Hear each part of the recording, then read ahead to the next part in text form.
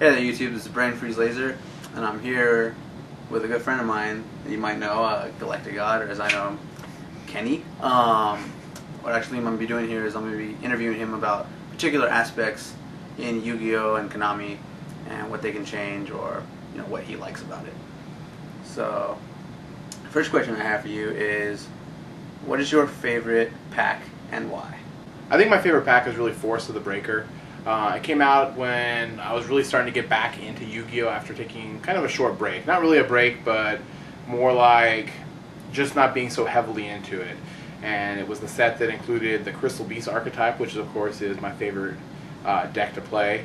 And just the set overall, kind of, with Ryza being in it, and the Volcanics and everything. There's just a lot of stuff in there that I really enjoyed playing. And I remember buying, it was one of the first sets that I really bought a lot of boxes of. Before that, I never really bought that many boxes. It was just like a once in a blue moon type of thing. This was before I was still doing the whole, buying boxes to make money. And this was just for collection purposes and just because it was stuff that I really liked and enjoyed having and wanted to get. And I just, I remember looking back on that set with a lot of fondness and just being able to dive right back into Yu-Gi-Oh! It just brings back a lot of good memories. Cool. Okay. Now, the next question is going to be, what do you think Konami could do to reach a broader audience? Right now, basically, it's kind of, pre-teens to teenage kids that play. There's some adults, we're adults, we play it. But what do you think Konami could do beyond what seemingly seems like an art change? Well, Konami really seems to be focusing all their attention on, at least their marketing ploy is on, like, children, like ages, I don't know, 8 to 12 to 13 or so. And then, their kind of acceptance of, like, teenagers and really young adults. But I think if they really want to reach a broader audience, they really need to try and market it a little bit more towards adults themselves. Adults really have a lot of cash and a lot of money to spend, more than just, on their kids who are just picking up packs. And I think that, like, when you go to big events and tournaments, and you're an adult, it's kind of almost like Konami frowns down upon you, like what are you doing here? This is not for you. This is not something that you should be attending. You should not be learning this game. I don't know if that's exactly like the way they kind of view it, but that's kind of the impression that I get when I go to big events, is that you shouldn't be here. This is not like what you're for. And I think if they really wanted to change and reach a broader audience, I think that allowing themselves to market to an older audience would be the first step. Yeah, definitely. Okay, and the last question I'm going to be asking is, do you think Yu-Gi-Oh! Art censorship was ever necessary, or is it still necessary? I don't think it's so much. I don't think it was ever really that necessary. I mean, there are certain cards, of course, that probably might be a little too risque for an American audience or an American public. Of course, there were characters that had super low cut tops with their boobs and stuff hanging out all over the place, flopping in the wind. And I don't know if I'd want my son looking at a character like that.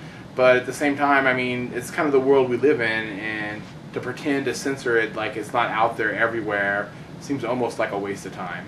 And I see them when they took away guns from characters and give them knives. I mean, are knives really that much of a better choice than the guns? Is that really that necessary?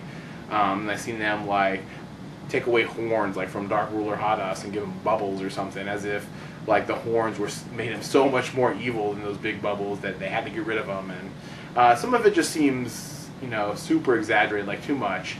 I can understand maybe some of the little the sexual innuendos that they could take out, making some of the characters a little bit less risque like that. And then like if something is really demonic, maybe, but taking away guns for knives and taking away horns for bubbles and stuff like that is just a little too much, a little too overboard in my opinion. So some of it I think is okay because they are trying to market to American audience, and if some American families see that, they're gonna be like, oh hell no, you ain't buying that shit.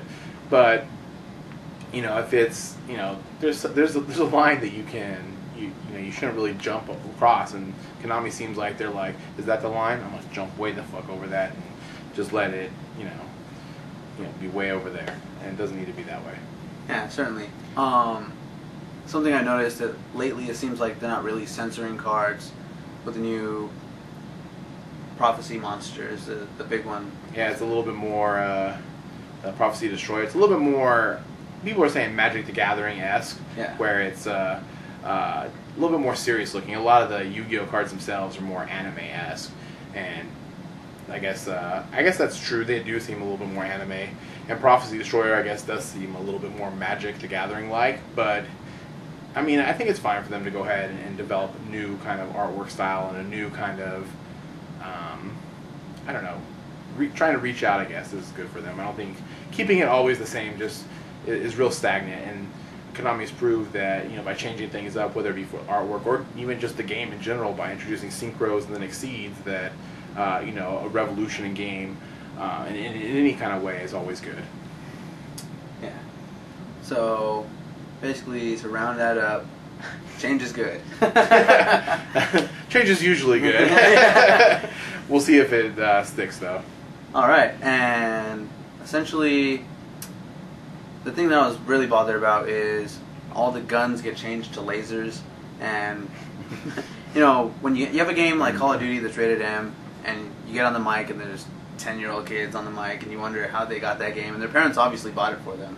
So it kind of seems like changing guns is a little unnecessary, or changing them so drastically that they don't look like deadly weapons. Any, you know, it's like this kid's never seen guns or something. I mean, yeah, you know, kids know what guns are in the Avengers, and that's PG-13. You know, so yeah, anyway, exactly.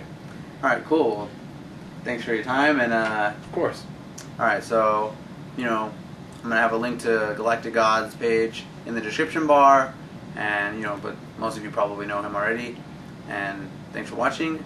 In the comment section below, let me know what you guys think Konami could do to broaden its audiences, and what you think of Konami's censorship of the Japanese artwork on the TCG cards. This has been Brain Freeze Laser and Galactic God. Stay tuned for more.